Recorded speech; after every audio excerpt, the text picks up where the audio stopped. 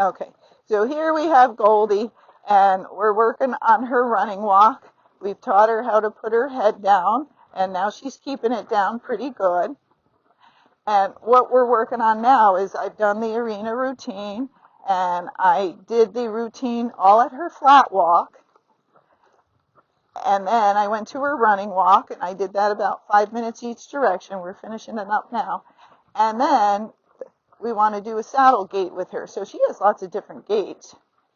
Okay? But we try to build her back up, because before she could walk, and then she could pace, and then she could do a saddle gait.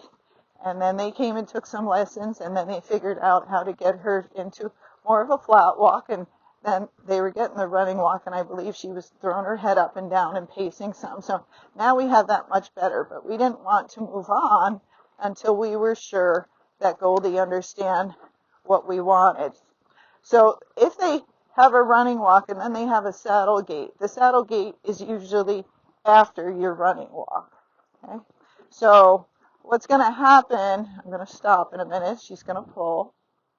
Oh, so not as bad, but still not good enough. Try it again. Oh, that was a good one. Okay. So I take them through it. I go flat walk, running walk. Now I'm going to do our saddle gait, which is also a saddle rack, which is also a slow rack. And then once you get that, if the horse can go faster, then you can get a faster rack or saddle gait. Okay. So what's going to happen is I'm moving back and forth. Her head's going up and down. That's our running walk. So when we go to the saddle gait, you're going to see less head shake. The legs are going to move a little bit faster, and we'll have a little bit more speed, and you won't see me move back and forth as much. You might feel kind of a little wiggle in the saddle when they do it. Now, each horse is different, so some you'll see this, and some as they go faster, you'll see it more like this, big wiggle in the saddle, and some will be just like this. They're pretty still, which is nice. Now, all the gaits are fun, and all the gaits can do different things for your back and your joints. You just got to see what works for you. Okay? So what we're going to do is push her up through the gaits, and since she had 2 days off, when we start the saddle gait, she might start to the step pace or pace. And what I'm trying to get her to do is when she does it right, I leave her alone, tell her she's a good girl, or I might stop and give her some breaks in the beginning, and then we try to get her to hold it longer and longer. Okay? Okay. She's like, really? So I'm shortening up. I'm going to add leg to ask her to go. Now, first gonna, because we had a little break, first gonna take her up to her flat walk. So this is Goldie's flat walk.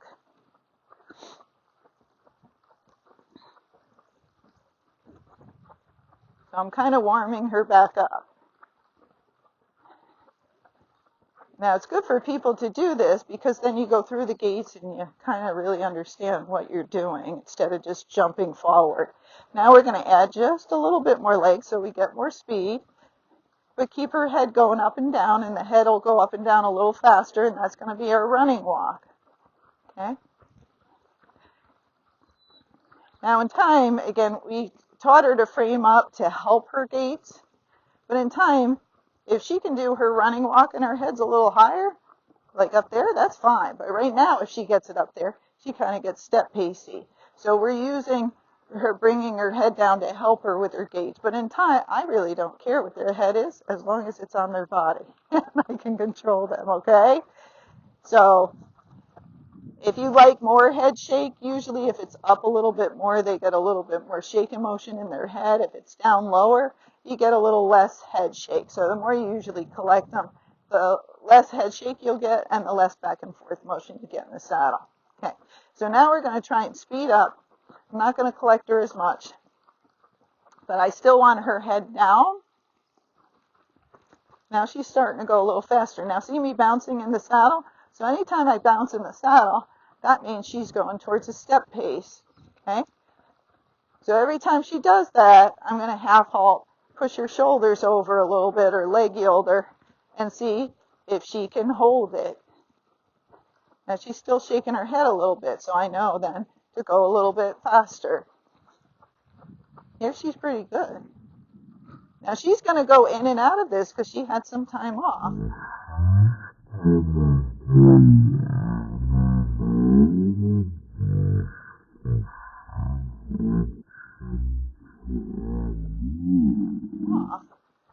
see if you can tell as I'm going around what she's doing. Watch what I'm doing. Am I bouncing? Yes. So I'm going to move her shoulders over a little bit. There we go. Then it's smoother. So you have to know what they feel like, and you have to know what your horse does. And that's why a lot of times doing the lessons will help point that out, so you'll have an idea. Okay? Now there she just threw her head. That's okay. Then she brought it back down. Now anywhere it goes downhill in my arena, the horse is going to get a little step pacey. So if you can read the arena and you go, oh, wow, it goes down over there, you just slow down a little bit or go back to your running walk or your flat walk till you get through the spot, and then ask them to speed up again. It's the same thing when you're on the trail. Okay, when it's going downhill, slow down a little bit. When it's going uphill or it's flat, that's where you're going to be able to do your gaits if your horse is pacey. Now, in the beginning, we stopped a lot, but now we're working on conditioning. Let's cut through the middle and see how that goes. And so now we're working on conditioning and having her hold the gait longer. So you don't start by making them gait a whole bunch in the beginning. You just get steps here and there, and then you add more over time. Now, look, I'm bouncing just a little, so let's do a little shoulder in. And then let's go straight and see what she does. So that shoulder in or leg yield just helps separate their legs. And sometimes when your horse knows what to do and condition, that's all you got to do to get them back to go smoother again. Okay? So that's why when you're on the trail and sometimes you're headed home, it's usually towards home, and all of a sudden you're like, wow, my horse just did the best gait ever. It's the terrain and it's the motivation to go home. But on the way out, they're either pacey or trotty. They don't want to go. But on the way home, they can be quite smooth. So right now, she's quite smooth. So she's getting there. There, she's starting to get just a little bouncy, and I'm being picky. Now, she pulled on me as I tried to do the shoulder in, so what did I do? I held. I held and just touched her very lightly with my spur and said, move your shoulders over. And she goes, okay.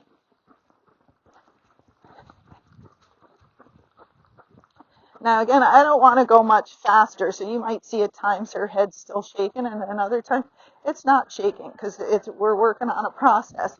But if I keep her too fast as I go around this arena, then she might start step pacing.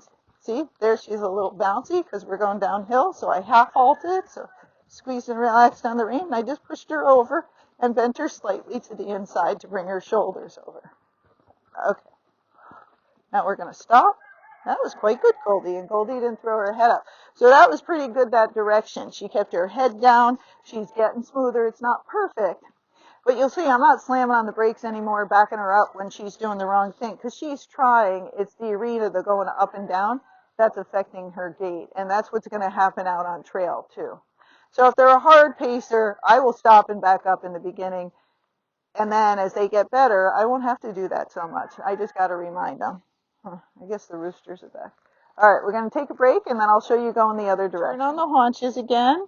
So you see, as soon as I picked up my reins, she brought her head down. So I'm going to push her over. She's still keeping her head down there. She picked it up a little, so I put a little pressure. Wow, and that was off my left leg. That was great, Goldie. So sorry about the roosters. There's nothing I can do about it. They just like to come on when I'm talking. And I got this microphone, so it's better, but I'm sure it's not perfect. All right, so we took a little break, so I want to start out with the flat walk and make sure I can keep her head down at the flat walk, and I got her framed correctly. Now we're going to speed up a little more, so I'm just squeezing lightly with my legs. When her head just came up, I closed my fingers very lightly around the reins, because again, she's sensitive. So sensitive horses, you don't want to do it very hard. So now we got our running walk. So again, I like to go through and make sure you remember everything we're doing, right, Goldie? And she's like, yeah, I got it. Now I'm going to go a little faster. Now here it's going slightly downhill. It always goes downhill by this gate. So I'm going to half halt. I'm going to push your shoulders over to try to smooth it out. And then over here it kind of goes up and down. So a little bouncy here, so I know I'm step pacing. So I'm going to half halt, push her over, half halt again, push her over, until I get it back into a smooth gait. Now there, she's quite good. Good girl. And so every time she's good, I just try to leave her alone and just sit still.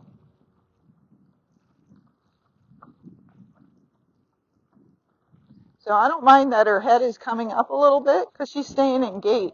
So if she wasn't, if her head was coming up and she was coming out of gait, then I'd ask her to put her head back down because now I have the tools to do it.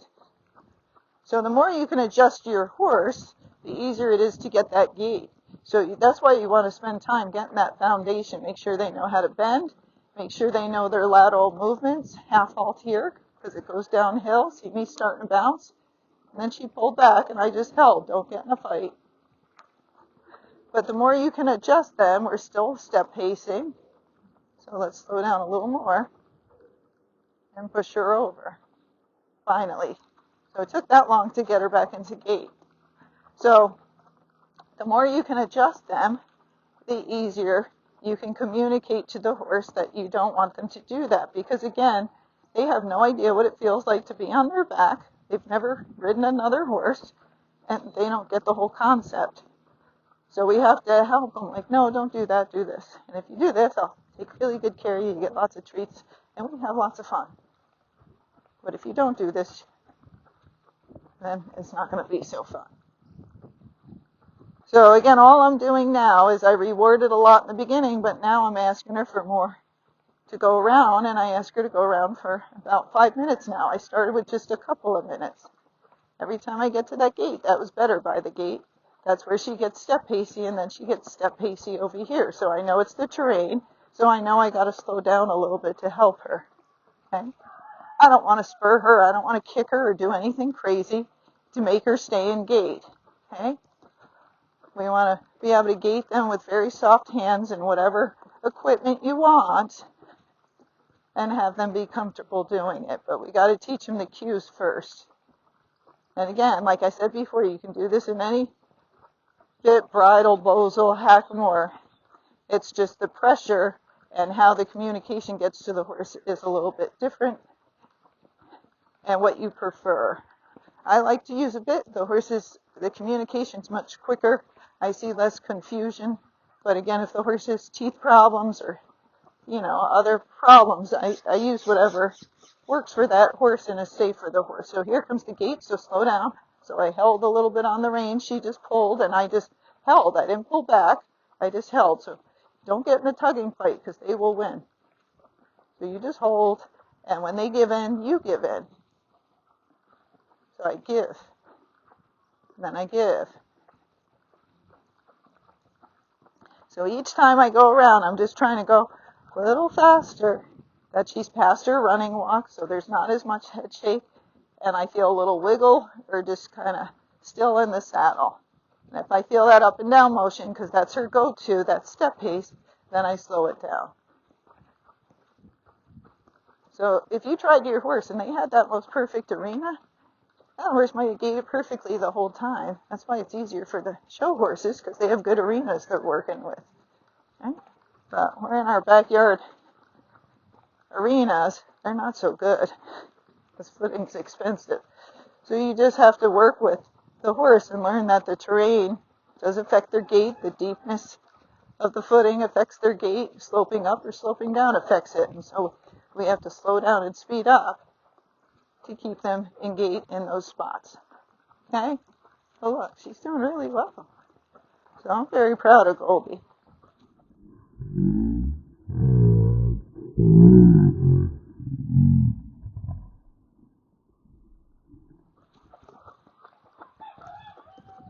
She tries very hard. So now, I don't know when the owners are taking her home, but we'll see. But now we got to get them to be able to do this with her because, she's just had just less than a month of training, and so she's doing great.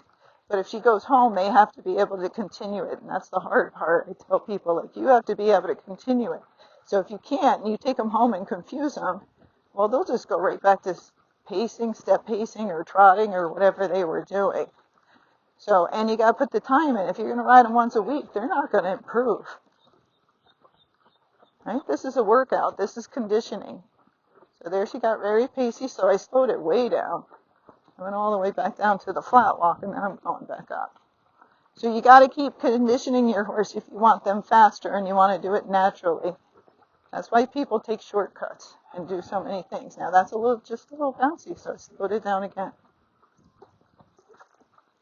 Lots of people take shortcuts and do crazy things to the horses to get them to do the gait. I don't like to do that. I just like to condition them and have them do it.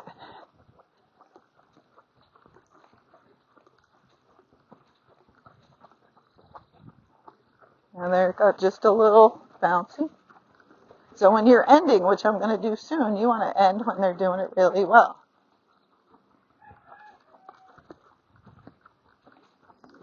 That's pretty good. Whoa. So that was pretty smooth. And look, she pulled just a little bit, but she didn't pull out, she didn't yank up or anything like that. So overall, she's doing really good. Now she's got a flat walk, a running walk, a saddle gait, and she's going to have a rack when she's out there. Right? You probably do now. She's like, yeah, I do. I'm talented. And then the same thing, if you're trying to work their head down, you want to get all those things set first and then work on getting the head down at the canter.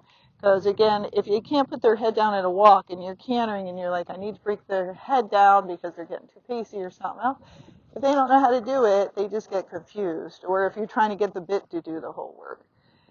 The bits are helpful, but they're not the answer. Okay? It's teaching the horse that's the answer. And then you use equipment to help them, but it's not the equipment that's doing all the work for you. All right. Goldie said, see you later. Hope that helps somebody out there.